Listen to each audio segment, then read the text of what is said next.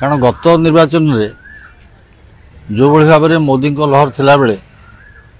मात्र 11,000 भोट रे बीजेपी प्रार्थी श्रीजुक्त संबित पात्र पराजय वरण कले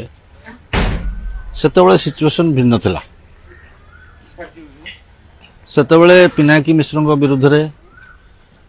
गोटे आंटी इनकम्बेंसी लहर थिला।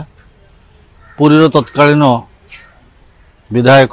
महेश्वर महांती विरुद्ध में आंटी इनकम्बेंसी रोल बहुत जोर थिला जहाद्वारा से परास्त भी हेले एवं पुरी 27,000 ऊर्ध्व भोट लीड करथिले श्रीजुक्त पात्र एवं ब्रह्मगिरी 2,000 भोट लीड करथिले। एभली 29,000 भोट से लीड करथिले किंतु दुर्भाग्यवशतः तांकर सत्यवादी एवं पिपिली निर्वाचन मंडली 32,000 बीजेडी की लीड देवारु तांकर लीड एठी माइनस हो गला। 3,000 भोट पछरे थाई से रणपुर नयागढ़ एवं चिलिकारु से भोट विशेष पाइले ना सेठू प्राय 8,000 खंड भोट पाइले बीजेडी प्रार्थी लीड कले एवं एमती है कि 11,000 भोट रे पराजित किंतु गोटे पॉजिटिव सेंस होची कोन संबित पात्र छाड़िबा लोक न से पराजित हला परे मध्य विगत 5 वर्ष भितर पूरी लोकसभा कन्स्टिट्यूएंसी विभिन्न कार्यक्रम में देखा मिले विभिन्न सोशल ओकेजन में देखा मिले किंतु बीजेडी प्रार्थी कर अनुपस्थित समस्त अनुभव करते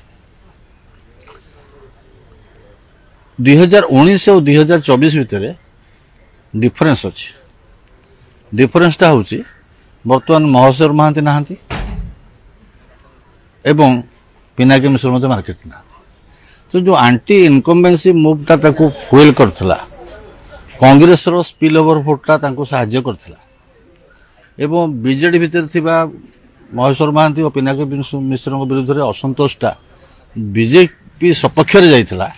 बर्तमान से स्थिति नहीं कांग्रेस एपर्यंत प्रार्थी न देथिबारु आकलन करबा टिके कष्टकर किंतु कांग्रेस पर निर्भर करे जदि कांग्रेस ता पोजीशन आसर्ट करे एवं कांग्रेस भोट कांग्रेस पाए ताहले लेवल प्लेइंग रे आसीबे कि जितिबो कहि होबनी किंतु कांग्रेस जदि दुर्बल प्रार्थी दिए ताहले बीजेपी रो जितिबा संभावना बहुत अधिक अछि। अपर पक्षरे जो नुआ प्रार्थी अरूप पटनायक को देइछंती तांको घर डेलांग पिपिल निर्वाचन मंडली ठीक अच्छे किंतु से दीर्घ दिन धरी सरकारी चाकरी रे थिबारु बॉम्बे रे रहिले सेठी लोक मान सहित विशेष इंटरैक्शन तांकर नाही से संपूर्ण भाव में दलीय संगठन उपरे निर्भर।